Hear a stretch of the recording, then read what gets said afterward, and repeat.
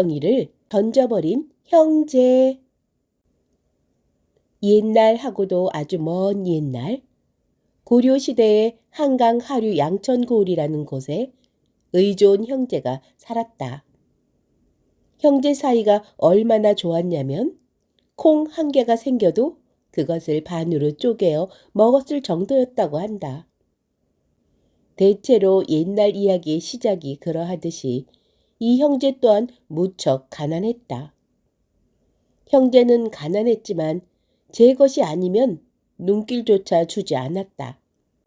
게다가 비록 제 이름으로 된 밭 한 떼기 없었던 이들 형제는 삭실로 겨우 입에 풀칠이나 하고 살았지만 글 공부는 게을리하지 않았다. 어느 날이었다. 구름 한 점 없이 햇볕이 쨍쨍 내리쬐는 여름의 한낮은 그냥 서 있기에도 힘들 정도로 더웠다. 남의 부탁을 받고 지게에 물건을 실어 나르던 형제는 어깨-쭉지를 누르는 짐의 무게와 참기 힘든 더위, 잘 먹지 못해 생긴 만성 허기로 겨우 한 발 한 발 나루를 향해 나아가고 있었다. 햇볕에 달구어진 강변의 자갈은 마치 불에라도 구운 듯이 뜨거웠지만 그나마 강바람이 불어 견딜만 했다. 그래도 그날은 운이 꽤 좋은 날이었다. 강 건너 고향 고을 현감네 물건을 나르는 일을 맡았기 때문이었다. 형님, 삭시 제법 두둑하겠지요? 아마 그럴걸. 고향 현감은 인심 좋기로 유명하니까. 이런 희망이 지친 형제를 위로하고 있었다. 드디어 나루에 도착하여 아우가 지게를 벗어 던지고 강물에 발을 씻으려고 할 때였다. 저 멀리서 무언가가 반짝거리는 것이 그의 눈에 들어왔다. 저게 뭘까? 아우는 지친 몸을 이끌고 그곳을 향해 다가갔다. 이게 뭐야? 황금이잖아! 그건 분명히 황금이었다. 그것도 한 개가 아닌 두 덩어리의 황금. 하늘이 이들 형제를 안타깝게 여겨서였을까요? 마치 하나씩 사이좋게 나누어 가지라는 듯이 두 개의 금덩어리가 놓여 있었다.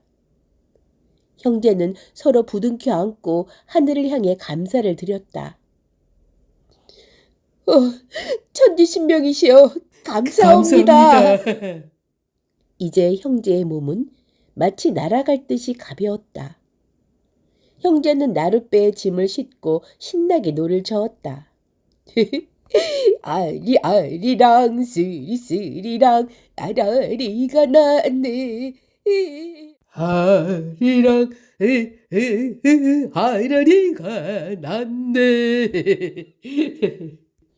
형님, 이젠 우리도 글 공부에만 전념할 수 있게 되었어요. 그러게 말이야. 이게 모두 하늘의 도움이니 더욱 성실하게 살아야겠지? 그러면요, 형님. 아우의 노젓는 두 팔엔 힘이 잔뜩 들어 있었다. 강을 5분의 1쯤 건너고 있을 때였다. 신나게 노를 젓던 아우의 얼굴에서 갑자기 어두운 그림자가 드리워졌다. 그러다가 무언가를 골똘히 생각하더니 갑자기 품에 안고 있던 금덩어리를 강물 속에 던져버리는 것이었다. 에잇! 붕덩! 금덩이는 곧 강물 속으로 가라앉아 버렸고 이 모습을 본 형은 깜짝 놀라 아우에게로 다가와서 물었다. 아니, 아우, 도대체 무슨 일이야?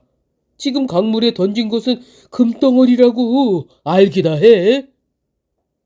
네, 형님. 아우는 담담하게 대답했다. 물론 금덩이인 줄 압니다, 형님. 아니, 제정신으로 하는 말이야? 물론입니다. 금덩이를 손에 넣은 지 얼마 되지 않아 전 태어나서 처음으로 형님이 없었더라면 하는 나쁜 생각을 했습니다. 형님이 없었다면 금덩이 둘 모두 제가 가질 수 있었을 텐데 하는 간사한 마음 말입니다. 이 금덩이를 계속 가지고 있다가는 또 그런 생각을 하게 될 것 같아서 물속에 던져버린 것입니다. 아무리 금이 귀하다 한들 형제간의 우애보다 낫겠습니까? 아우의 말을 잠자코 듣고 있던 형 역시 고개를 끄덕이고 나서는 품고 있던 금덩이를 강물에 던져버렸다. 아, 내가 아우보다 못하구만. 아무래도 이 금덩이의 임자는 따로 있는 것 같군. 우리 사이가 나빠진다면 이런 금덩이 100개가 있은들 못하겠는가. 이야기책에 가끔 소개되는 이 이야기는 실제 있었던 일이다. 두 형제의 이름은 이조년, 이영년으로 둘 다 고려 말에 이름난 시인이었다. 형인 이조년은 진사로 문과 과거 시험에 합격하여 고려 충혜왕 때 대제학을 지낸 사람이었다. 그가 쓴 유명한 시조 한 수는 이화에 월백하고 은하니 삼경인제 일지 춘심을 자기야 알야마는 다정도 병인양 하여 잠 못 들어 하노라. 이 시조의 뜻을 풀이하자면 다음과 같다.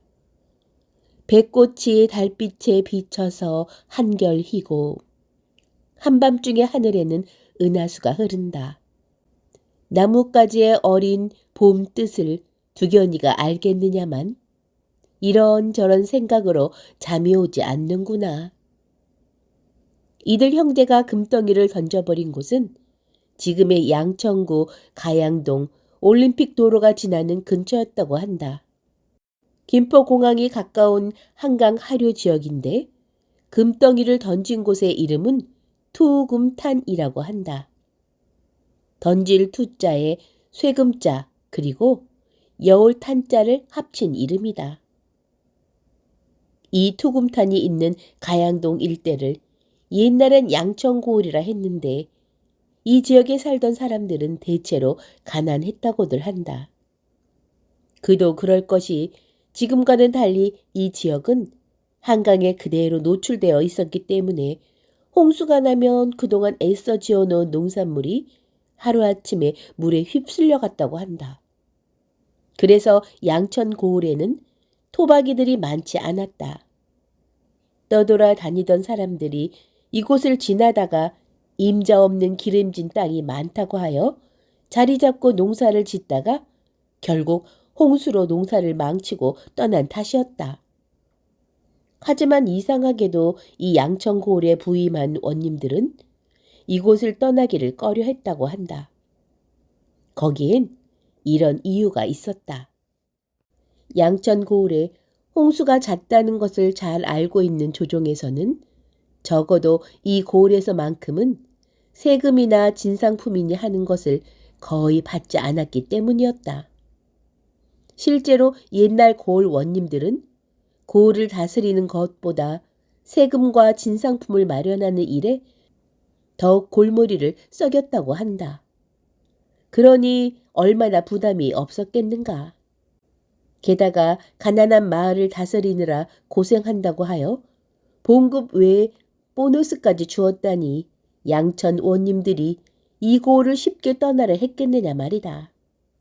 그래서 겉은 비록 누추하지만 알부자인 사람을 두고 에이, 저 양반 양천 현감인가? 하는 속담까지 생겼다고 한다.